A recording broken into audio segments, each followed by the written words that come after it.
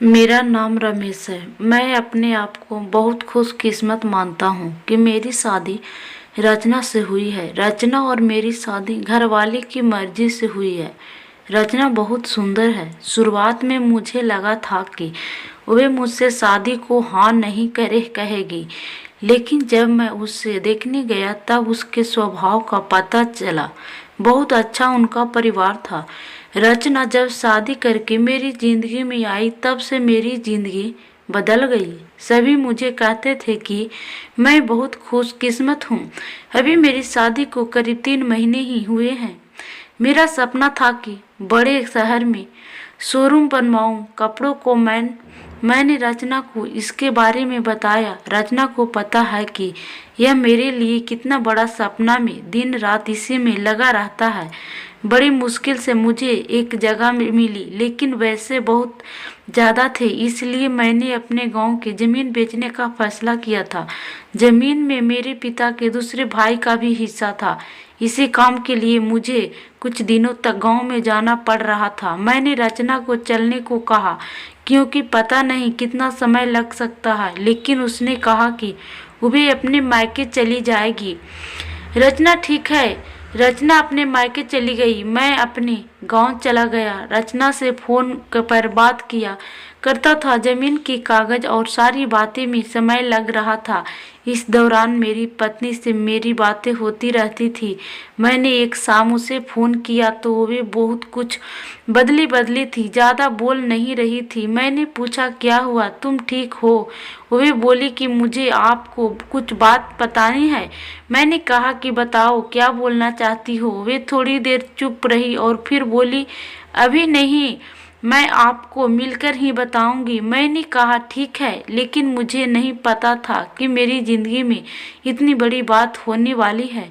अगले दिन दोपहर में मैंने जब रचना को फोन किया तो उसने फोन नहीं उठाया। मैंने भी सोचा कि कुछ काम होगा, इसलिए मैंने उस बात पर ज़्यादा ध्यान नहीं दिया। मैं सारा दिन अपने काम में उलझा रहा। काम भी जरूरी था क्योंकि वे खत्म करके ही जल्दी से रचना के पास वापस जा सकता था। दिन भर के काम के बाद मैंने फिर शाम को रचना को फोन किया, लेकिन इस बार उसका फोन स्विच ऑफ आ रहा था। मैंने फिर सोचा कि शायद किसी काम से होगी और मोबाइल स्विच ऑफ हो गया होगा। मैंने रात फिर किया क्योंकि दिन भर बात हो न हो, लेकिन रात में जरूर बात किया करते थे। लेकिन रात में भी उसका फोन स्विच ऑफ था। अब मुझे थोड़ी फिक्र हुई, लेकिन फिर मैंने सोचा कि वो उसके घर ही है। अगर कुछ बात होती तो मुझे फोन आ ही जाता। थोड़ा बहुत विचार करके मैं सो गया। मैंने सोचा कि उसके घर में किसी का फ़ोन करूं, लेकिन रात में उस समय फ़ोन करना मैंने उचित नहीं समझा, इसलिए मैं सो गया। सुबह उठते ही मुझे यही ख्याल आ रहा था कि मैं रचना से बात करूं। सुबह भी मैंने फ़ोन किया, लेकिन अभी भी ये वही बात, उसका फ़ोन स्विच ऑफ ही था। अब मैंने उसकी मम्मी को फ़ोन किया, लेकिन उन्होंने भी मेरा फ़ोन नहीं उठाया। अब मुझे थोड़ी फिक्र होने लगी थी कि क्योंकि किसी से भी मेरी बात नहीं हो रही थी। करीब 3 दिन तक रचना का फोन आया ना किसी उसकी माँ का। मैंने अपनी काम में लगा रहा।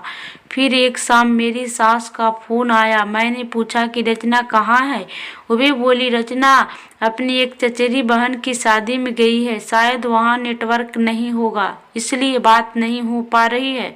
मैं भूल गया था कि रचना शादी में गई थी कि वे वहाँ जाने वाली है। मेरी चिंता थोड़ी कम हो गई और मैं वापस अपने काम में लग गया।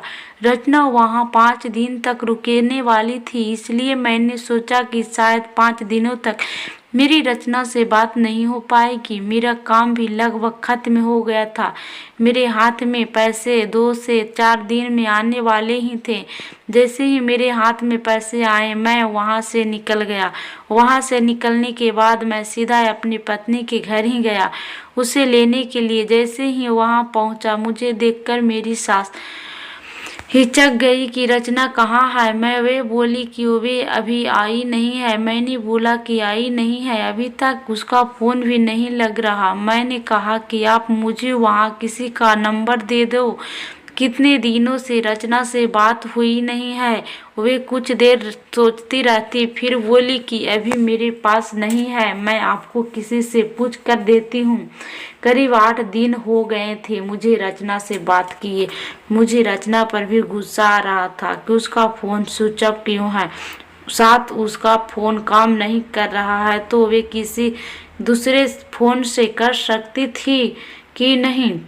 मैंने सोचा था कि जब वो भी आएगी तो उसे जरूर डांटूंगा। मेरी सास का फोन नहीं आया। करीब 12 दिन हो गए। मैं उनके घर वापस गया, लेकिन अब वो भी घर पर नहीं थी, न ही मेरा फोन उठा रही थी। अब मेरे मन में बहुत सारे विचार आने लगे कि आखिर बात क्या है जो रचना और उसके घर वाले मुझसे इस तरह का बर्ताव कर रहे हैं। मैंने उन्हें मैसेज किया कि अब पुलिस के पास जाऊंगी। मेरा इस धमकी से शायद वे डर गई है और उसका फोन आया। बोली, बेटा मैं तुम्हें कुछ बताना चाहती हूँ, तुम घर आ जाओ। अब मेरी चिंता बढ़ती जा रही है। ऐसी बात क्या है जो यह सब मुझसे छिपा रहे हैं। मेरी पत्नी ने मुझसे 20 दिनों से बात नहीं की थी। मैं अगले दिन उनके घर गया। मेरी सास का मुंह उतरा हुआ था। मैं बहुत गुस्से में था। मैंने जाते ही उन्हें जोर से चिल्लाते हुए पूछा कि कहाँ है रचना। मेरी सास मुझसे बोली कि बेटा, अब मैं जो तुम्हें बताने वाली हूँ उस पर तुम्हें विश्वास नहीं होगा, लेकिन यही सच है। वे बोली कि रचना किसी के साथ भाग गई है। मुझे मेरे कानों पर विश्वास नहीं हुआ कि मैंने क्या सुना। मैंने बोला, आप कुछ भी बोलोगे मैं मान लूंगा। सास बोली, यही सच है। तुम्हारी शादी के पहले उसका एक प्रेम प्रसंग था। जब वे वहाँ गांव में अपनी बहन की शादी में गई तो उसे वहाँ मिल गया और वे मौका देखकर वहाँ से भाग गई। मैं जानती हूँ कि तुम उससे बहुत प्यार करते हो, लेकिन अब यही सच है। तुम्हें उसे भूलना होगा। हम लोग पुलिस के पास नहीं गए, नहीं तो बदनामी होगा, इसलिए हम इस बात को तुमसे छिपा रहे थे। रचना मेरे साथ 3 महीने तक रही थी। जितने में उसे जानता था वो भी ऐसा नहीं कर सकती, लेकिन उसकी माँ यह कह रही थी कि कैसे मानने को तैयार नहीं था। मेरी सास मेरे आगे रो रही थी, माफी मांग रही थी। इतनी बड़ी बात मेरे घर वाले को पता चली तो उन्हें भी विश्वास नहीं हुआ। रचना स्वभाव से बिल्कुल ऐसी नहीं लग रही थी।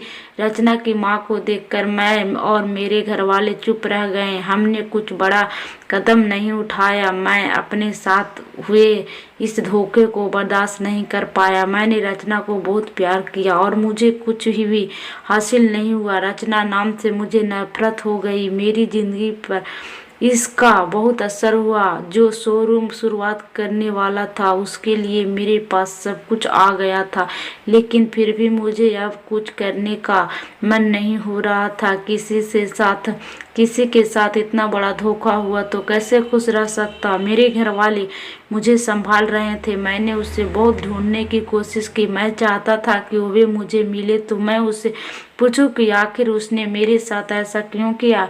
धीरे धीरे समय बीतता गया। उसे गए 7 महीने हो गए और मैं भी उसे भूल गया। अपनी जिंदगी में वापस बिजी होने की कोशिश करने लगा। मेरा उसके घर यहाँ से जाना हुआ। ऐसे में मेरा ध्यान उनकी खिड़की की पर पड़ा। मुझे दिखाई दिया कि खिड़की में रचना है। एक झलक सी मुझे दिखी। मैंने उसी समय उनके घर का दरवाजा बजाया। मेरी सास ने दरवाजा खोला और वे मुझे देखकर ही डर गई। दरवाजा खुलते ही मैं अंदर जाने लगा। मेरी सास ने मुझे रोका, लेकिन नहीं माना। अंदर में कैमरा में गया तो रचना को देखकर मैं हैरान रह गया। रचना व्हील चेयर पर बैठी थी। रचना ने मुझे देखा और उसकी आंखें में आंसू आ गए। मैंने पूछा कि यह क्या हुआ। रचना बस रो रही थी।